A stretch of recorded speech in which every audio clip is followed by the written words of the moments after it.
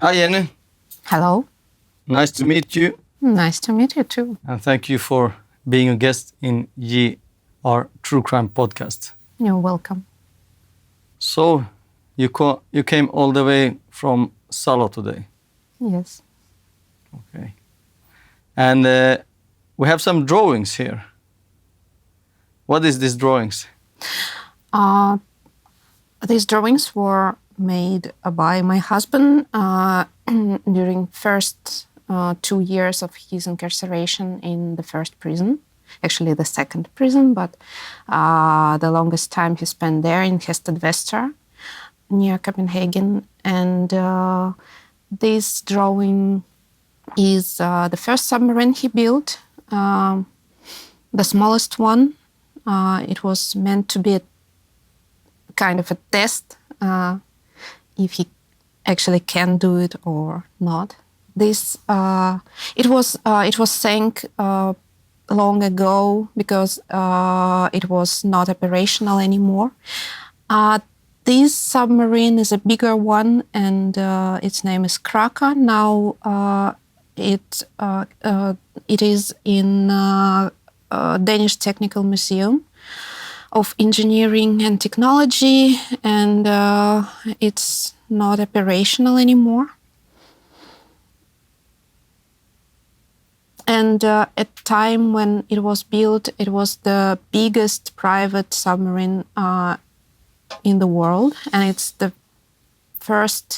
one of the first few private submarines with electro-diesel engine. So it was innovative in amateur shipbuilding. And the biggest one is Nautilus, place of the crime. And as it was called in the verdict, instrument of crime. This one is a rocket engine, and I'm not sure if this drawing is finished, but it's clear that it's a rocket engine. And for all of those who don't know who your husband is, so who is your husband? My husband is a genius, and he's an engineer and a kind of inventor. And all his life, he's been working on innovative and even revolutionary amateur technologies. And he worked a lot in different kinds of collaborations with big customers. And he was also a lecturer, a very successful one, and he traveled all over the world with his lectures about rocketry and submarine building. And the main purpose of these lectures was, of course, mostly inspiring people to go into this area, this professional work, and to attract more and more people to work with these kind of things. He had a lot of volunteers and students, and he was kind of a national hero for Denmark for a long time before all that happened. And we didn't introduce him by name, so can you tell his name? So yes, my husband's name is Peter Madsen. Peter Madsen. Yeah. Yeah, you told that he has been drawing this in the first year that he is incarcerated. He's now incarcerated for murder. Yes. And when was he convicted for this? April 2018. And he was arrested in summer 2017. Okay. And you said that the murder took place in this drawing that you have about this Nautilus submarine. It's the last one, the biggest one. And this submarine was the biggest private submarine in the world. How does it feel for you to have a drawing of the crime scene here in front of you? It only emphasizes that my husband is a genius, and even being in prison, he can still do things and work and go ahead and survive it. So for me, this drawing symbolizes his vital power and energy and professional skills and resistance. Yes. How did you and Peter met? We met for the first time on our wedding day. Yeah. But of course, before that, for year and a half, year and 7 months, we've been talking on the phone and writing letters to each other. So we spent actually maybe even more time together than many other ordinary couples. Yes. But physically, yes, we met for the first time on our wedding day. Mm-hmm. I understand what you say when you say that you spent more time, even more than some couples that are on the outside both. Because me and Linda, we had the same situation. I was doing live and she was here on the outside. So we talked a lot on the phone and wrote letters and things like this. So I feel that sometimes when we talk to each other, we get on a deeper level than Definitely on so. outside. Because all your attention is concentrated in these short talks and these letters. And yes, it's something much more concentrated and full of sense. Yes. Thanks to this. How did you get in touch with each other from the beginning? I wrote him a letter, and it was I didn't know that it will turn this way, but for me it was a political issue, the whole case and press coverage and this public attention, the negative one, of course. And for me, it was a big philosophic question when the society hates violence so much that they are ready to kill someone. It was very, it was obvious to me that people who live around me probably are more sick, more dangerous, more aggressive, and potentially they could be on this place. After wedding, I received thousands of messages and letters, and there were many people who described in details in what way they want to rape me, murder me, and dismember me. And these people are free. They are not in prison. And they think that they are right. It's the main point here. They justify their violence and their violent thoughts and dreams by being not convicted yet. So. Yeah, and you say they justify this just because you fell in love with Peter. And that means that they can write whatever they want and say whatever they want to you. And this is sick. This is very crazy.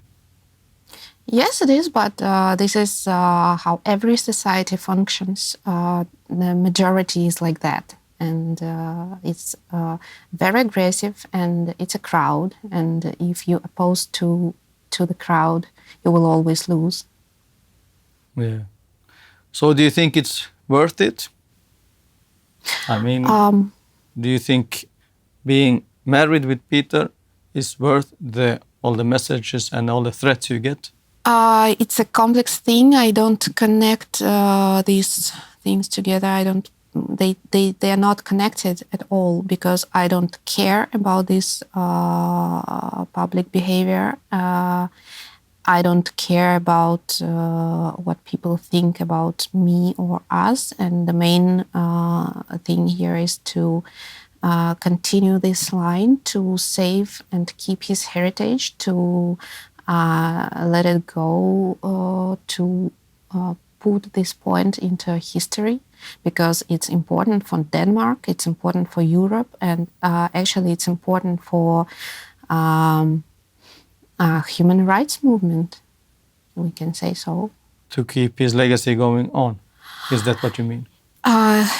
Yes, because this current agenda with cancel culture and all these issues, this Me Too campaign,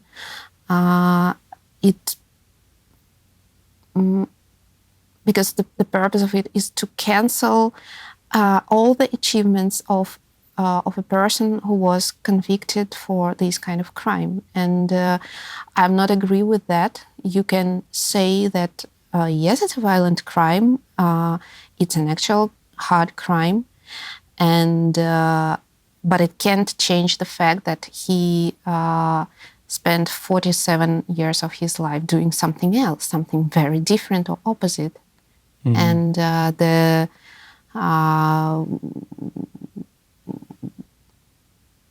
rules of physics and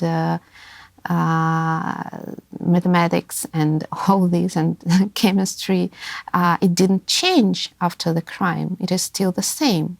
These submarines, these engines and rockets, they're still working. So there is no linear connection between the personality of a genius and the results of his work. It can't be measured by this. How do you feel about this crime? It's also a complex thing because I had a serious internal problem dealing with this, and I had to handle this inner conflict because, of course, it's something outrageous and it's something extreme, and the victim was an absolutely random person for him. There was no story between them, and of course it was a result of his mental state and his life situation, problems he had, and it can't justify it, but it can definitely explain how and why it happened. But for me, it's something that happened, and many tragedies happen every day, and there are about 55 similar crimes take place in Denmark every year. And this dismemberment thing, it's not something very special for Denmark and Scandinavia. And I know at least 15 other people who end up dismembering someone, and they never had this negative attention ever. Their rights as prisoners were never violated this way, as ours and his. So I conclude that it was a result of this weird combination when a national hero becomes a perpetrator. Do you think now that you have you have been married now for a time, and you have been visiting him and seeing him, do you think his mental state of mind is different now from when he did the crime?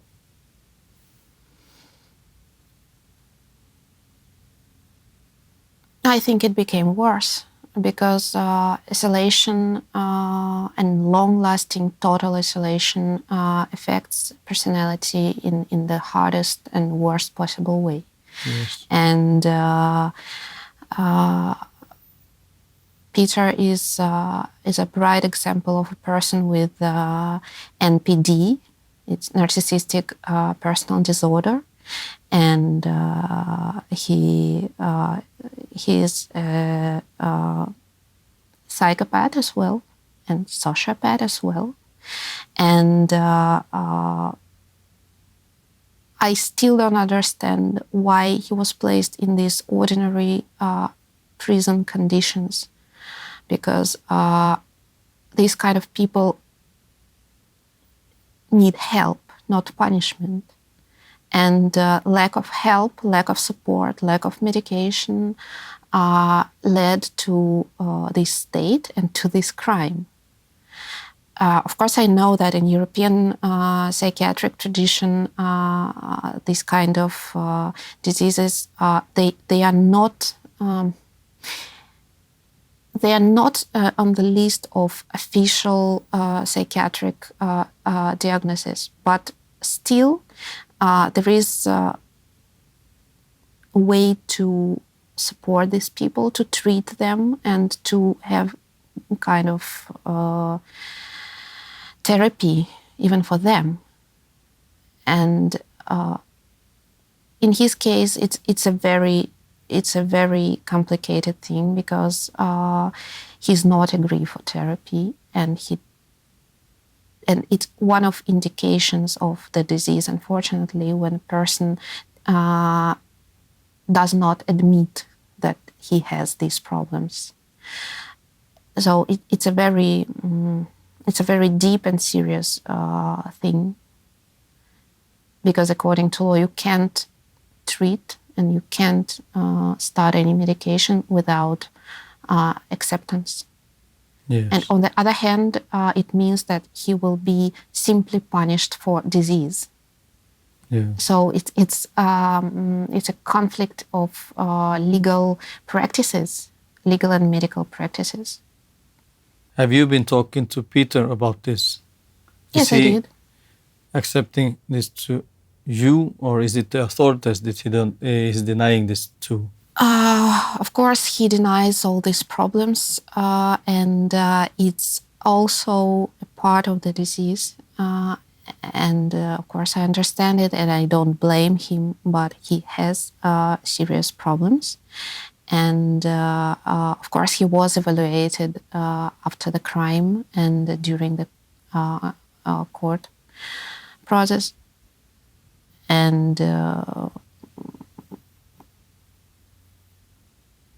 I think he had it long before the crime, and it was never treated the right way. Yeah. Anyway. Yeah. So how often do you go and visit him in prison?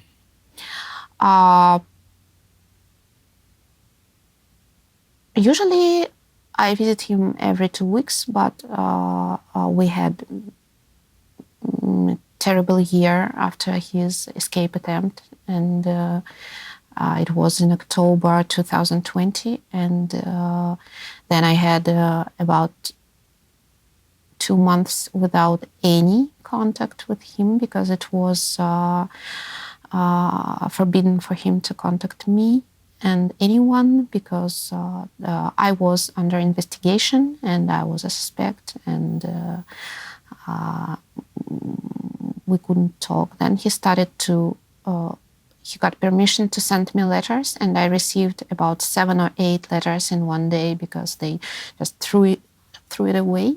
They let it go, and I received them all in one day.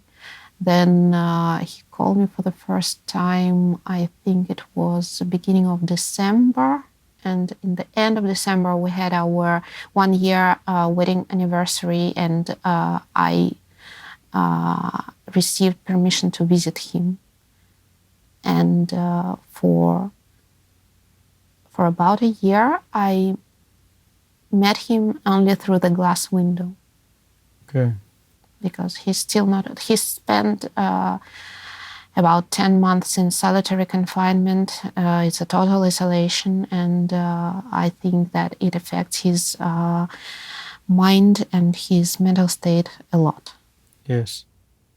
I know it will affect, because I have also been isolated long times, and I know how it affects you also. But what did they suspect you about when he tried to? That I was his partner in crime, and I've been preparing for this escape thing along with him.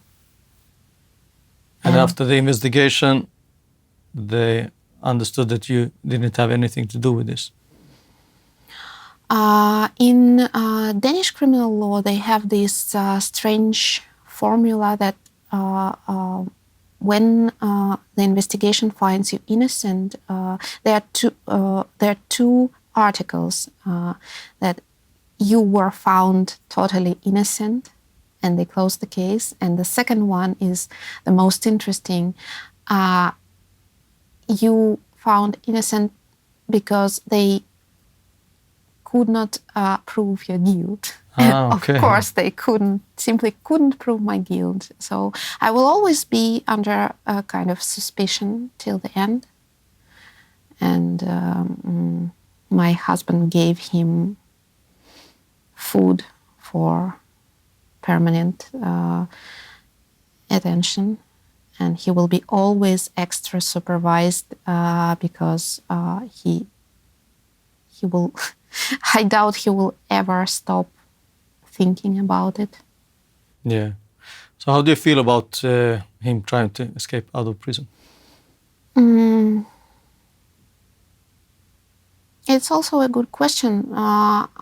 It's very understandable because a person with his mental state, with his mental package, he needs attention, he needs public, and the hardest way to punish him is to deprive him from audience. And this is what they are doing, and it's the main reason for escape thoughts, because he needs to work, he wants to present his works in public. And he needs this admiration and attention, and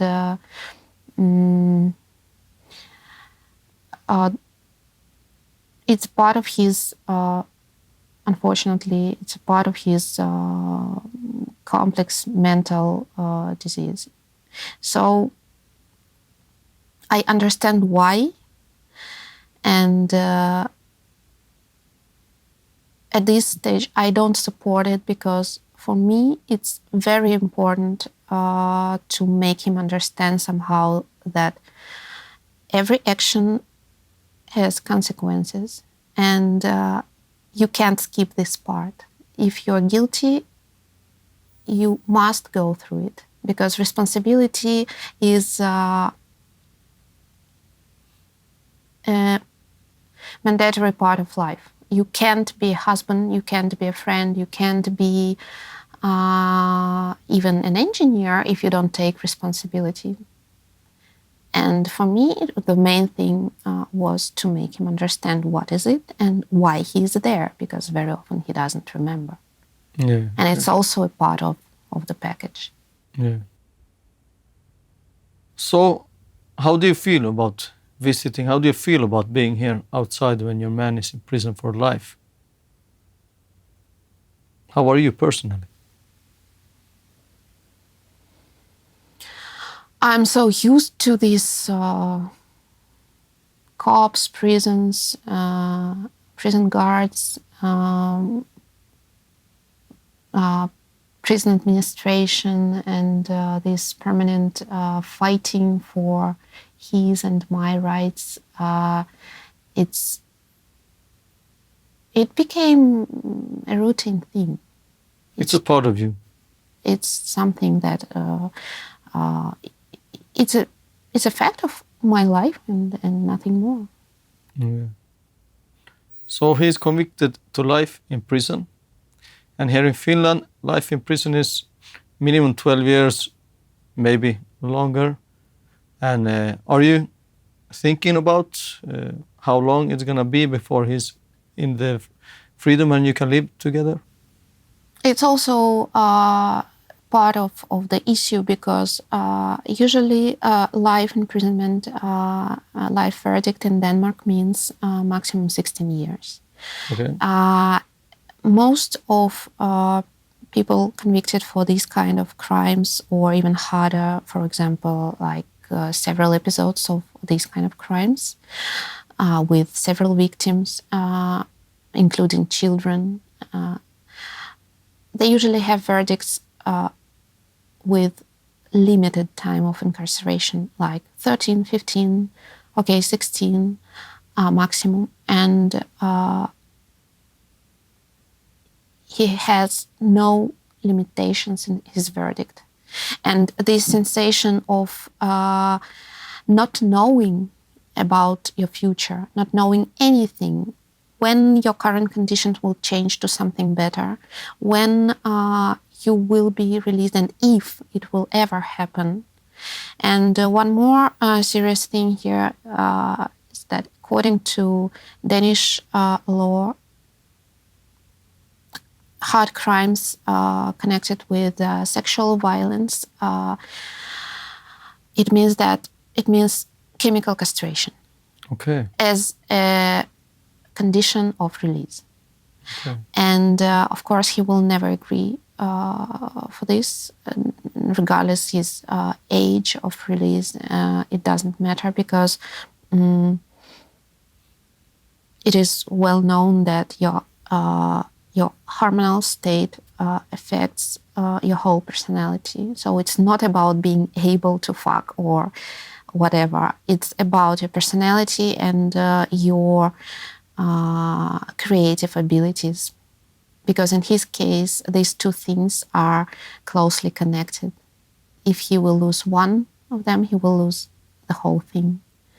And he will become someone he is not. So this thing is also one of the reasons for his escape thoughts, because if he understands that he will never get out, if he understands that he will be chemically castrated as a mandatory condition of release, it's not an option for him. And the only one option is, of course, escape or suicide. Yeah. Like kind of escape. Yeah. So it's a very tough situation, and I don't know if he will handle it or not. So it's very hard to talk about any plans. For me personally, my main plan is to publish his works because it will make him feel much better. He will have this attention and audience, and he will be presented in public again, not only as a murderer, but as an inventor, as an author of serious technical books, and he will somehow be returned to this cultural scene. Because during these 4 years, almost 4 years, he's never been mentioned in any other way by the murderer, rapist, and so on.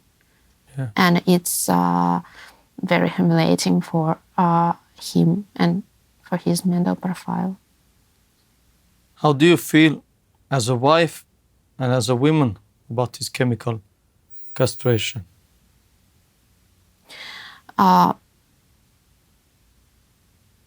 I don't see it as anything that really matters. I have 2 children, and my husband is much bigger than this, and I'm mostly worried about his state and his permanent worries and fears, and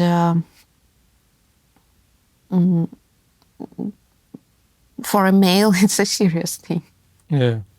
Much more serious than for me. Yeah. So, and if I understand you right, that it's not the physical that is the problem. Yes, for him it's mostly it's a mental. It's a mental thing. It's a hormonal thing, and it changes personality irreversibly if you go for it, and if you continuously take this hormonal medication that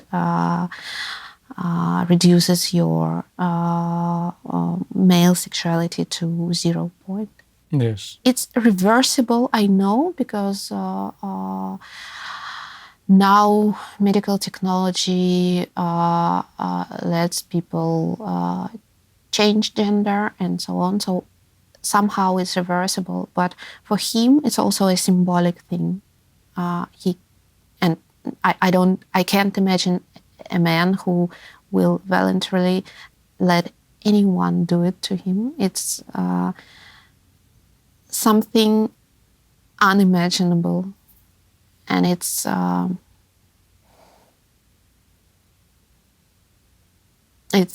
fatal loss, and it also affects mental state a lot.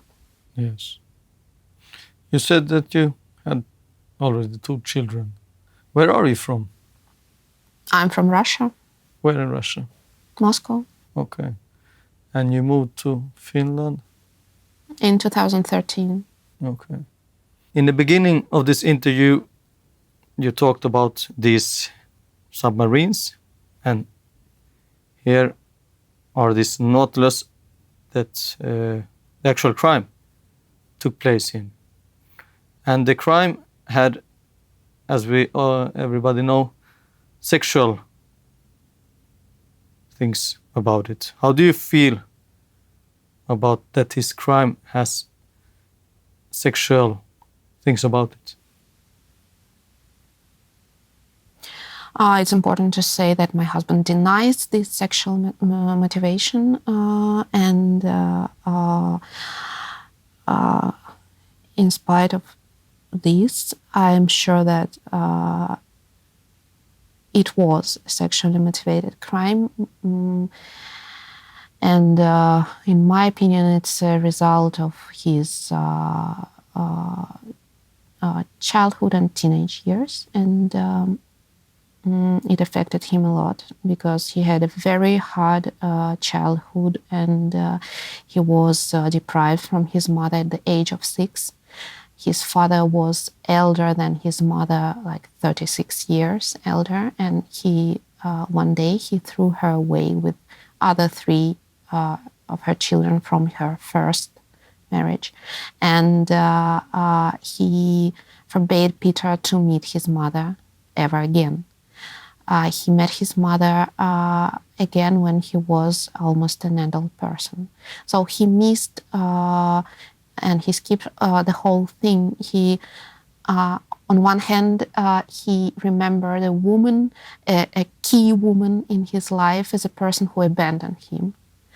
On the other hand, he was put in position to make a choice. His father told him, you can go and meet your mother, but after that, you will never come back. And it was violent, and I'm sure that his father was a person with NPD as well. And it is well known that this kind of disease,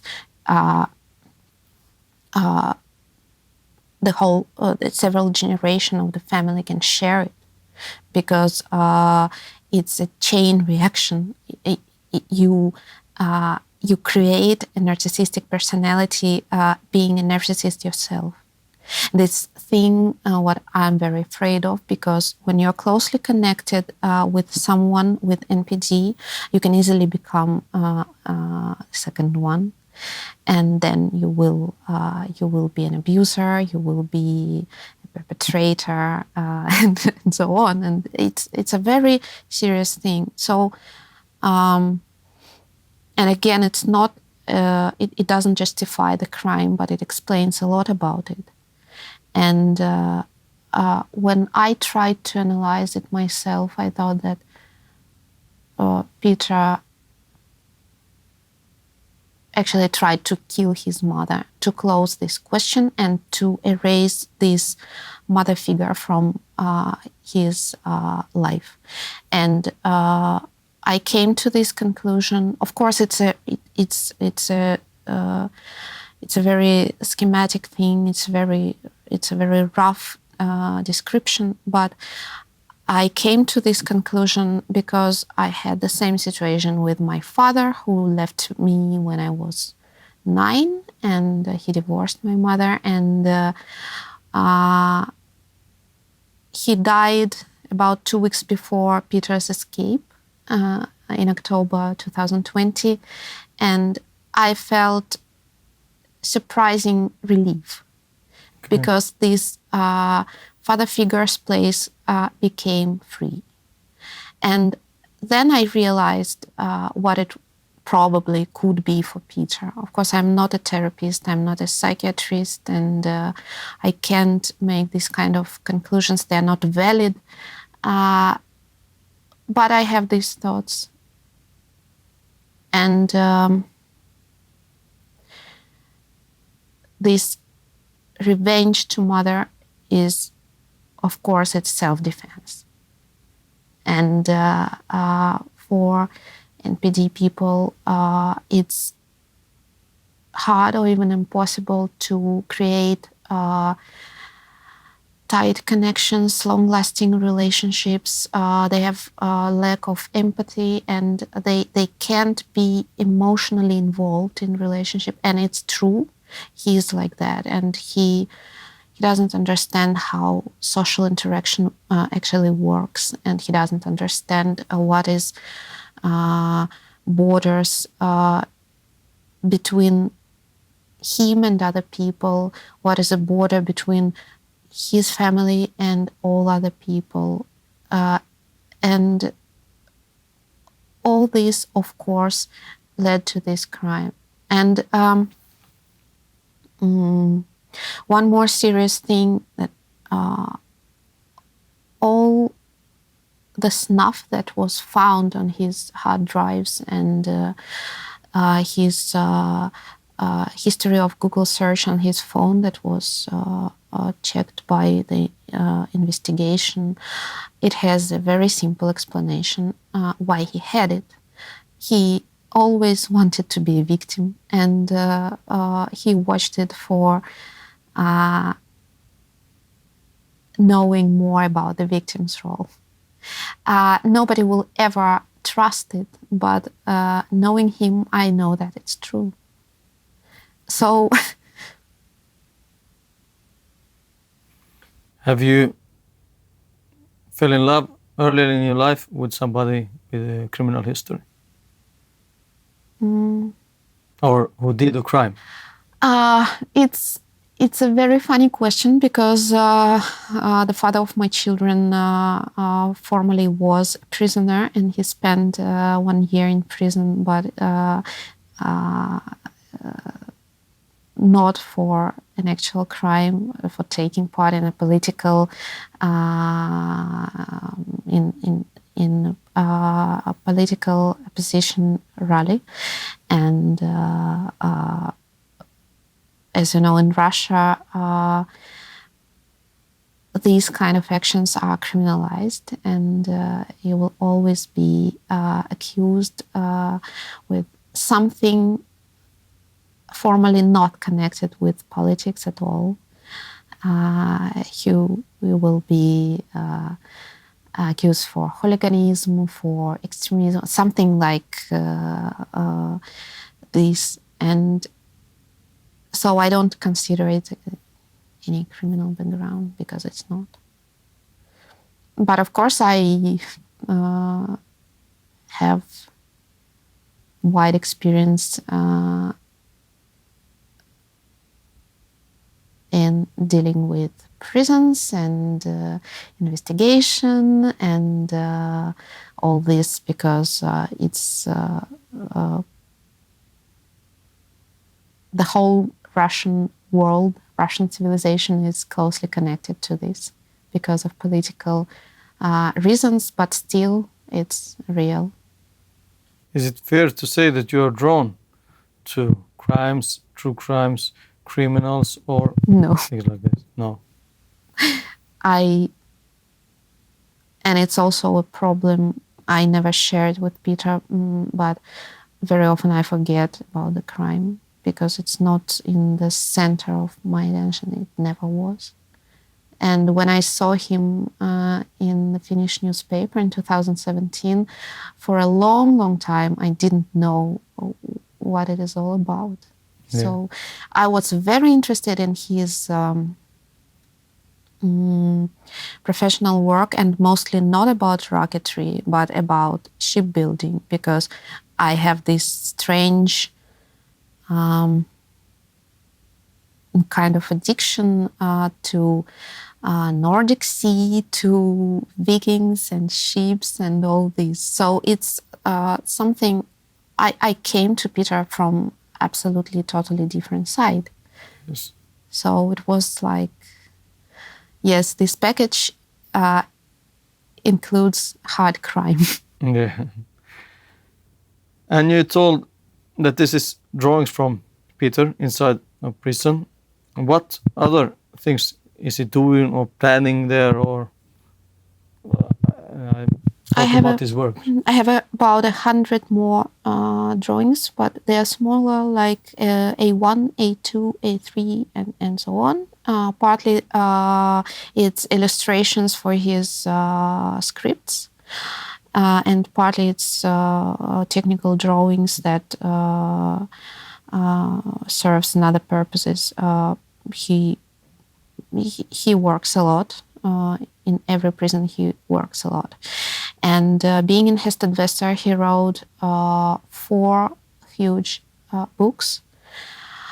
First one is his biography, and unfortunately it's in Danish, but I still hope that it will be possible one day to publish it, maybe here in Finland. Maybe you will help me with this. And 3 other scripts are mostly of technical nature, his professional occupation. One is about rocketry and management in amateur rocketry. It's a very practical thing because he went through all this twice in his life. He knows everything about how these kind of constructions may work, how to organize the whole process, how to deal with the state, how to find people, how to inspire them, how to make it actually work. One more book is a fictitious book, and it still needs some editing, and originally the main part of it he wrote alone himself, but he wanted me to write some pieces of it to make it our mutual work. And it's funny, but all the violent scenes in this book are written by me because he doesn't know, he has no idea about violence. It's very funny, but he really doesn't know anything. Because he never was in this position. He wanted to try being a victim, and he always wanted to have this experience, but it never happened, and that's why he wanted me to talk about it from a female perspective. Violent fantasies in fiction form? Yes. Okay. Yes. Can you give me one scene or something from there that you have written? Can you tell me? No, I can't, because of course it's a huge text and it's impossible to. But it's there's scenes of violent interrogation, for example, with sexual violence, with humiliation, with all this. There are many scenes of ordinary rape and abuse, and it also contains a scene where the stepfather of a girl abuses her, and so it's something that Peter really doesn't know. And you have written those Some parts? Of these parts are ready, some will be written later, because I have plenty of different work, and it takes time. Okay. And the fourth book, which is my favorite one, is about military technology. It's about ethics and aesthetics of war, about war technology, about weapon, about psychological violence, and all these kind of things. And it's really very interesting because Peter knows world history very well, and he's very sophisticated in this area. He knows in details the military history of the Second World War. He knows everything about Nazi Germany, about all the military aircrafts, about technology, about the phenomenon of this mass violence. So he writes about it as a professional. Okay. Well, okay, Jen, the time is running up now. And it has been an honor for me that you participate in this and talked about you and Peter and your marriage and his works and things like that. Thank you very much for coming to this podcast as a guest. You're welcome. And I wish you all the best in the future and in the life. So thank you very much. And to all our listeners and viewers, I hope you will also come and listen and view our next episode. So thank you very much. Bye-bye. Bye.